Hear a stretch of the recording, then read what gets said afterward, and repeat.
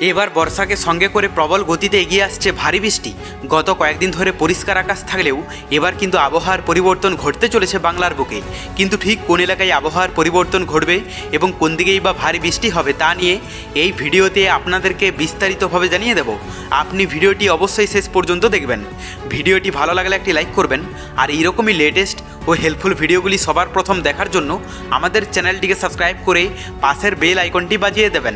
চলুন এক নজরে দেখে নেওয়া যাক। ভ্যাবসা গরম রয়েছে, মাঝে মাঝে বৃষ্টিও হচ্ছে ভালো। গত 2 দিনে বৃষ্টির দাপট কিছুটা কমেছে দক্ষিণবঙ্গে, তবে এরই মাঝে আবহাওয়া দপ্তরের লেটেস্ট আপডেট বলছে ফের ভারী বৃষ্টির পূর্বাভাস রয়েছে দক্ষিণবঙ্গে। চলতি সপ্তাহেই বঙ্গোপসাগরে ফের ঘূর্ণাবর্ত ও নিম্নচাপ তৈরির আশঙ্কা রয়েছে। আপাতত কিছু জেলায় বিক্ষিপ্তভাবে ঝড় বৃষ্টির পূর্বাভাস আছে। নিম্নচাপ তৈরি হলে বুধবার থেকে দক্ষিণবঙ্গের জেলাগুলিতে ফের ভারী বৃষ্টি হতে পারে। তার সঙ্গে 30 থেকে 50 কিলোমিটার বেগে ঝড়ো হাওয়া বয়ে যাওয়ার সম্ভাবনা আছে। পাশাপাশি উত্তরবঙ্গেও বিক্ষিপ্তভাবে ভারী বৃষ্টি হতে পারে, যার মধ্যে বিশেষ প্রভাব থাকবে দার্জিলিং, জলপাইগুড়ি, কালিম্পং এবং আলিপুরদুয়ার জেলায়। তো এরপর আমরা যদি লাইভে আপডেটটা দেখে নিই, প্রথমে আমরা যদি আজ সকালের দিকে পশ্চিমবঙ্গের দক্ষিণবঙ্গের এলাকাগুলোর কথা বলি, তো এখানে কলকাতা থেকে শুরু করে হাওড়া, হুগলি, কৃষ্ণনগর, বহরমপুর, মুর্শিদাবাদ, এদিকে আসানসোল, দুর্গাপুর, বাঁকুড়া, বর্ধমান, পুরুলিয়া, জামশেদপুর, নিচের দিকের কথা বলতে গেলে চন্দ্রকোনা, খড়গপুর, হলদিয়া, সাগরদ্বীপ, কাকদ্বীপ, মোটামুটি দক্ষিণবঙ্গের সমস্ত এলাকা জুড়ে কিন্তু বৃষ্টি দেখতে পাওয়া যাচ্ছে ভালো রকমভাবেই, বিশেষ করে সকালের দিকটাতে। তবে ভারী থেকে অতি ভারী বৃষ্টির সম্ভাবনা রয়েছে এখানে বাঁকুড়া, চাকুলিয়া, খড়গপুর থেকে শুরু করে এই সমস্ত সমুদ্র উপকূলবর্তী এলাকাগুলোতে। বাদবাকি এলাকাগুলোতে হালকা থেকে মাঝারি মানের কিন্তু বৃষ্টি হবে।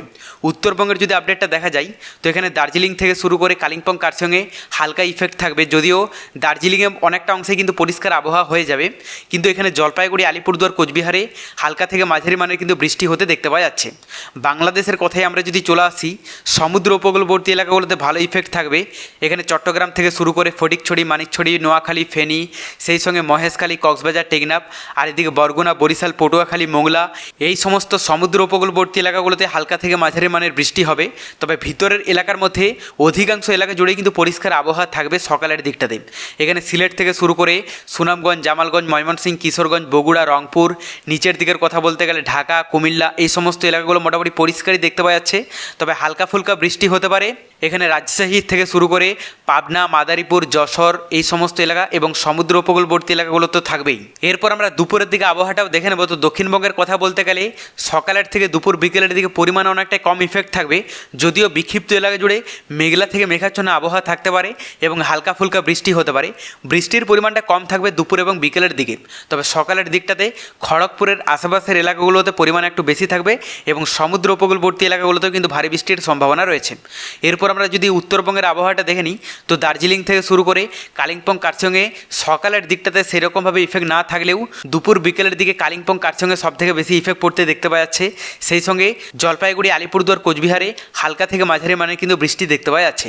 আর বাংলাদেশের কথায় আমরা যদি চলে আসি, সমুদ্র উপকূলবর্তী এলাকাগুলোতে ভালো ইফেক্ট থাকবে। ভিতরের এলাকার মধ্যেও সমস্ত এলাকা জুড়েই কিন্তু বৃষ্টির একটা দাপট দেখতে পাওয়া যাচ্ছে, যদিও দুপুর বিকেলের দিকে পরিমাণ অনেকটাই কম ইফেক্ট থাকবে।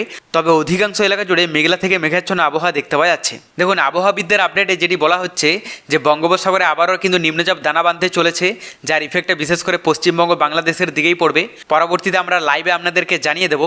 এরপর আমরা তাপমাত্রাটা দেখে নেব যে আজ বৃষ্টির ফলে তাপমাত্রায় কতটা কি চেঞ্জেস লক্ষ্য করে যেতে পারে। প্রথমে আমরা যদি আজ দুপুরের দিকে দক্ষিণবঙ্গের তাপমাত্রাটা দেখে নিই, তো এখানে কলকাতা এবং দক্ষিণবঙ্গের বেশিরভাগ এলাকার তাপমাত্রা থাকতে পারে 29, 30, 31 ডিগ্রির মধ্যে। পাশাপাশি উত্তরবঙ্গের যদি তাপমাত্রাটা দেখা যায়, তো এখানে দার্জিলিং, কালিম্পং, কার্শিয়ংয়ে 24 ডিগ্রি থাকবে।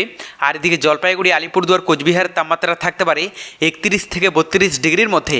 বাংলাদেশের কথা বলতে গেলে সমুদ্র উপকূলবর্তী এলাকা এবং ভিতরের এলাকার মধ্যে বেশিরভাগ এলাকার তাপমাত্রা থাকতে পারে 31 ডিগ্রি থেকে শুরু করে 32 ডিগ্রি পর্যন্ত। এরপর আমরা রাতের দিকে তাপমাত্রাটাও দেখে নেব। তো দক্ষিণবঙ্গের কথা বলতে গেলে কলকাতা এবং দক্ষিণবঙ্গের বেশিরভাগ এলাকার তাপমাত্রা থাকতে পারে 26 ডিগ্রি থেকে শুরু করে 27 ডিগ্রি পর্যন্ত। পাশাপাশি উত্তরবঙ্গের যদি তাপমাত্রাটা দেখা যায়, তো এখানে দার্জিলিং, কালিম্পং, কার্শিয়ংয়ে 20 থেকে 22 ডিগ্রি থাকবে। পাশাপাশি জলপাইগুড়ি, আলিপুরদুয়ার, কোচবিহারের তাপমাত্রা থাকতে পারে 27 ডিগ্রির মধ্যে। আর বাংলাদেশের কথা বলতে গেলে সমুদ্র উপকূলবর্তী এলাকা এবং ভিতরের এলাকার মধ্যে বেশিরভাগ এলাকার তাপমাত্রা থাকতে পারে 27 ডিগ্রি সেলসিয়াস। পরবর্তীতে বঙ্গোপসাগরে নতুন কোনো বড়সড় দুর্যোগের আভাস পেলে অবশ্যই আপনাদেরকে লাইভে জানিয়ে দেবো। তার জন্য চ্যানেলটিকে সাবস্ক্রাইব করে রাখতে ভুলবেন না।